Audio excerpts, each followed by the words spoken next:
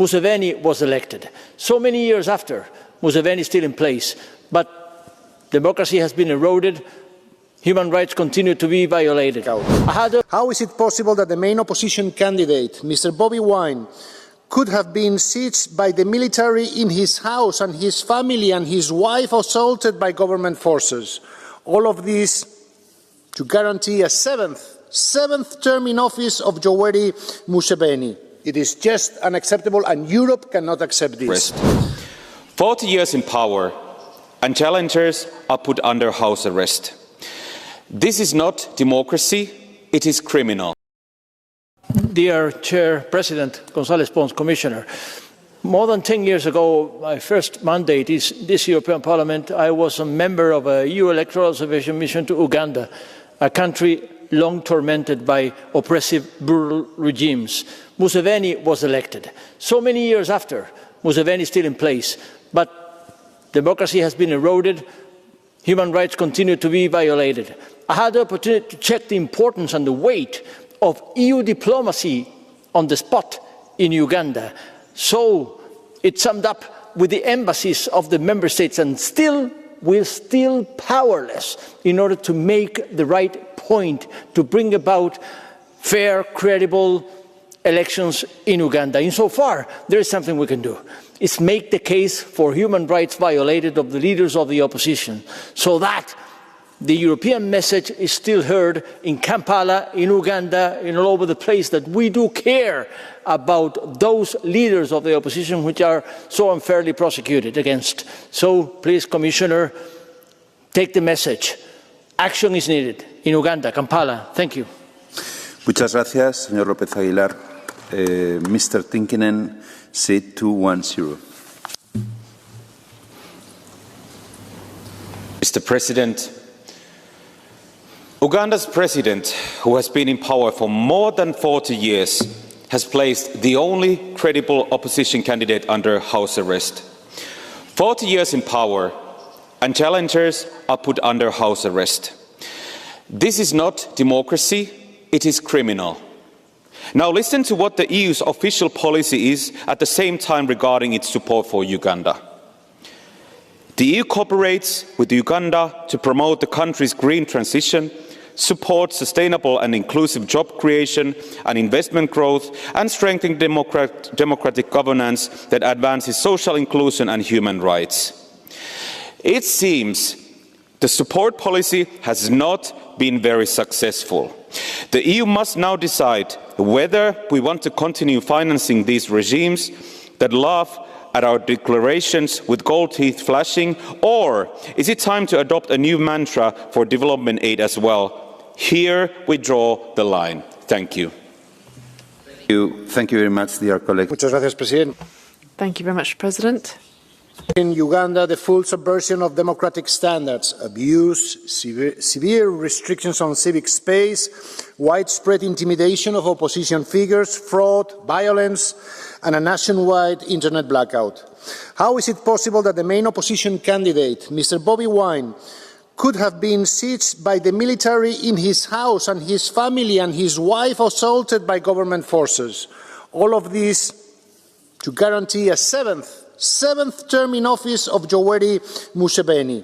It is just unacceptable, and Europe cannot accept this. I must thank all the political groups that we have convened and made a consensus about this.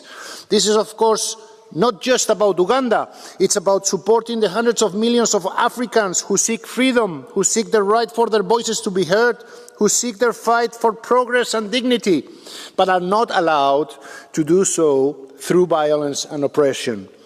For decades, this European Union has been engaging with our African partners to try to support free and fair elections.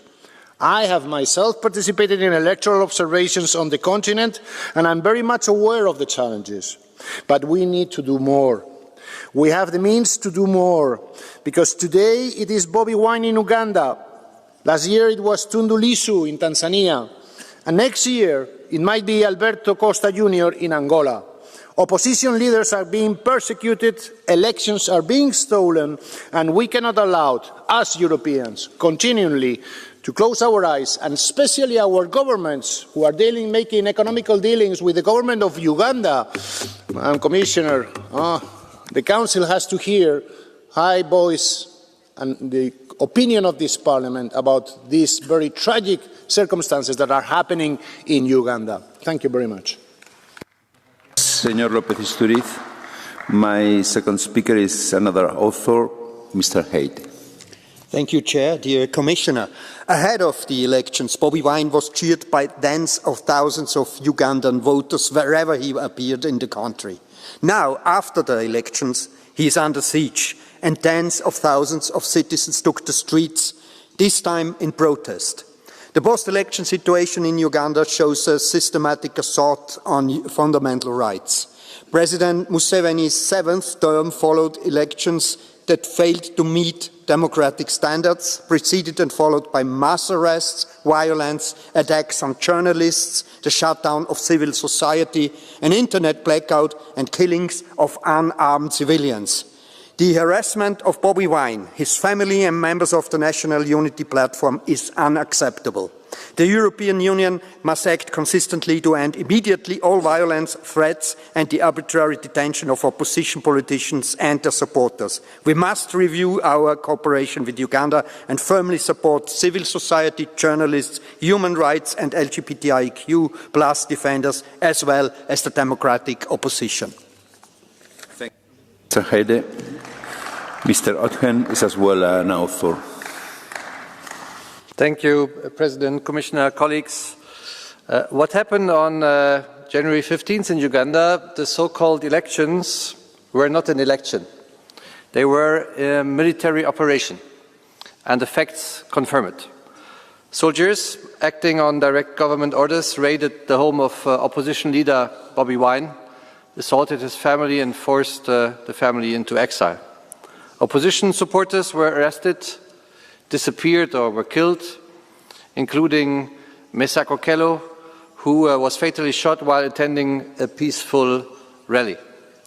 We are deeply alarmed by reports that the regime has publicly threatened to kill opposition leader Bobi Wine. All these are not isolated incidents, they are acts of terror which are meant to silence an entire opposition. We call for the immediate and unconditional release of all political prisoners, an end to military trial of civilians, full accountability for the crimes committed and a real electoral reform. Today, we as European Parliament say clearly, we stand with Bobi Wine, Uganda's opposition and civil society, and all those who risk everything to demand freedom. Thank you. Thank you very much, dear colleague. Mr. Froelich is an author as well. Herr Präsident. Thank you, President. Idi Amin, former dictator of Uganda, said that he can't guarantee free speech. Critics of the of what's been happening in Uganda really can show that Uganda is an example of a post-colonial area. The opposition is suppressed, and in between 2020 and 2024, millions of euros were spent to ensure governance in Uganda. This has led to reactions, and in the end, this is just wasted money. We should focus development policy on economic growth and infrastructure, not just on exports. That will give us access to resources. That's a win-win situation. That's the best way of dealing with it. Thank you. We jump into the second part on behalf of the EPP group, Mr. Schenk.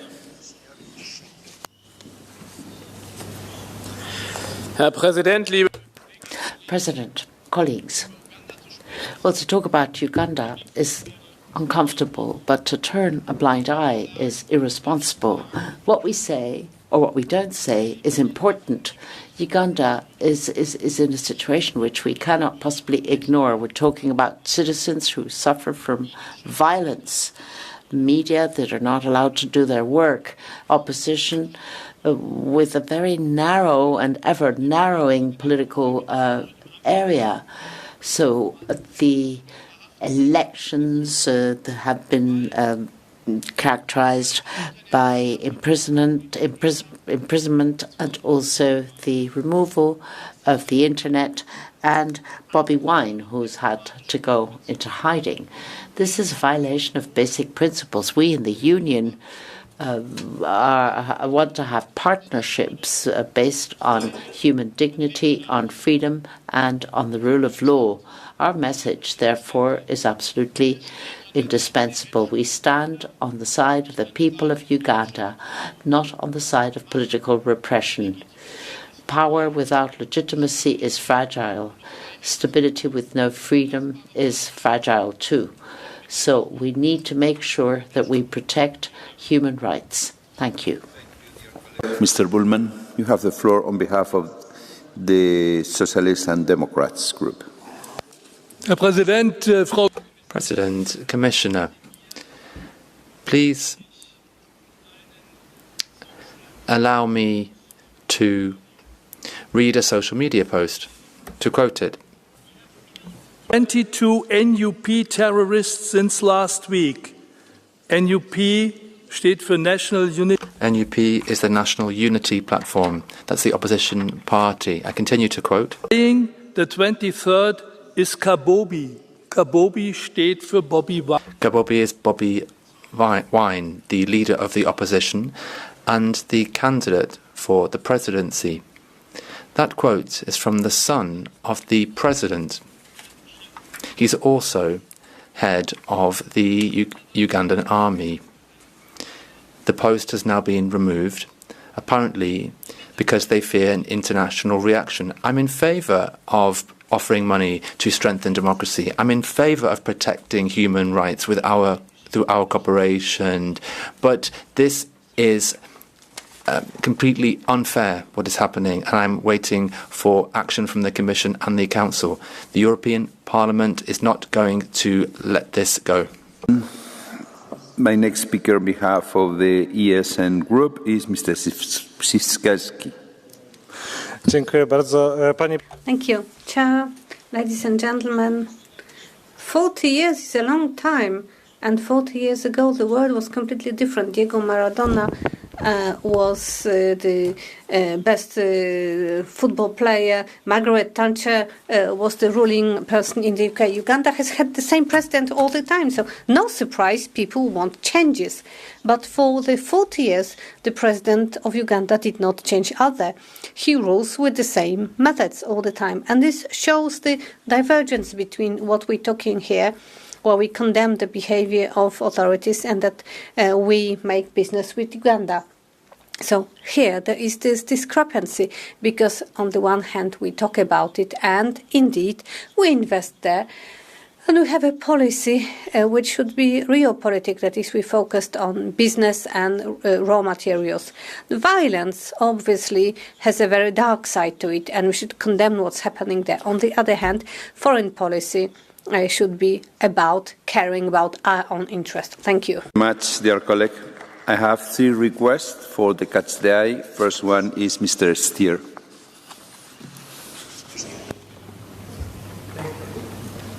Thank you, Mr. Chairman. Well, the situation in Uganda is not only a problem for Bobi Wine. Of course, it is for him and his family. It's not only a problem for Uganda, for the country. We've seen that last year in Tanzania. We fortunately are seeing that in other parts of Africa. But this is also a failure for us. It's a failure of our development cooperation policy. Because I will remind that in the UN SDGs, the 16th SDG is about good governance. And this is exactly what is lacking, for example, in Uganda. And then we are thinking, why is the case that for every euro that we are sending in our development cooperation, there are 10 times more euros that are evaporating in corruption in these countries. This is because there is no accountability, because the opposition is treated in that way, because we have presidents that are in the 7th mandate without any checks and balances. This is a failure also of our development cooperation policy. Thank you. Thank you very much, dear colleague. Madam Commissioner, you have the floor.